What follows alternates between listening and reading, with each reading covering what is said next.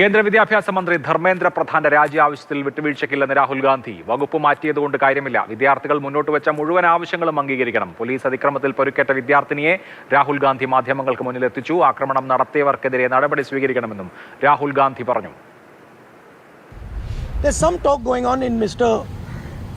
Modi's cabinet that the solution is to move Mr. Dharmendra Pradhan from education to some other ministry. This is not acceptable to the students of India. It is not acceptable to anybody.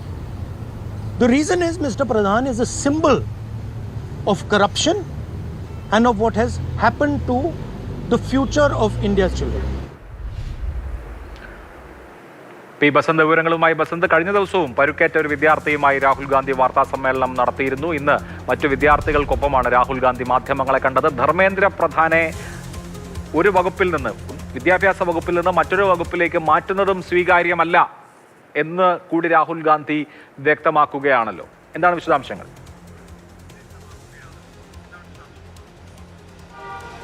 Abhilash, 6 വിദ്യാർത്ഥികൾ എന്ന് പറയുമ്പോൾ അത് ഐസയുടെ പ്രവർത്തകരാണ് ഇന്ന് രാഹുൽ ഗാന്ധിക്കൊപ്പം ഉണ്ടായിരുന്നത്.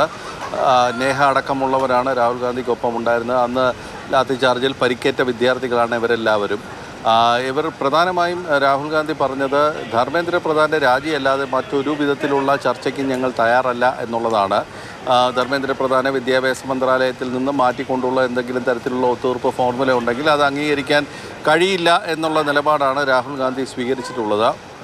സമാനമായ നിലപാട് തന്നെയായിരിക്കും മറ്റന്നാൾ പാർലമെൻറ്റ് വീണ്ടും ചേരുമ്പോൾ ലോക്സഭയിലും രാജ്യസഭയിലും പ്രതിപക്ഷം സ്വീകരിക്കുക. ധർമ്മേന്ദ്ര പ്രധാൻ്റെ രാജിക്ക് ശേഷം ചർച്ച എന്നുള്ള നിലപാട് തന്നെയാണ് രാഹുൽ ഗാന്ധി ഇപ്പോൾ ആവർത്തിച്ചിരിക്കുന്നത്. കഴിഞ്ഞ ദിവസം പെല്ലറ്റ് ഗണ്ണുകൊണ്ട് പരിക്കേറ്റ ഒരാളെ, സഹിൽ എന്ന് പറയുന്ന ഹരിയാനയിൽ നിന്നുള്ള ഒരു യുവാവിനെ രാഹുൽ ഗാന്ധി മാധ്യമങ്ങൾക്ക് മുന്നിൽ എത്തിച്ചെങ്കിൽ ഇന്ന്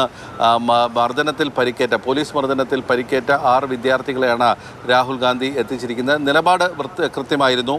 ധർമ്മേന്ദ്ര പ്രധാൻ്റെ രാജിയല്ലാതെ മറ്റൊരു ഒത്തുതീർപ്പിനും തയ്യാറല്ല എന്നുള്ള സന്ദേശം നൽകലായിരുന്നു ഇന്ന് രാഹുൽ ഗാന്ധിയുടെ ഈ വിദ്യാർത്ഥികളും ഒപ്പമുള്ള വാർത്താ സമ്മേളനത്തിൻ്റെ ലക്ഷ്യം.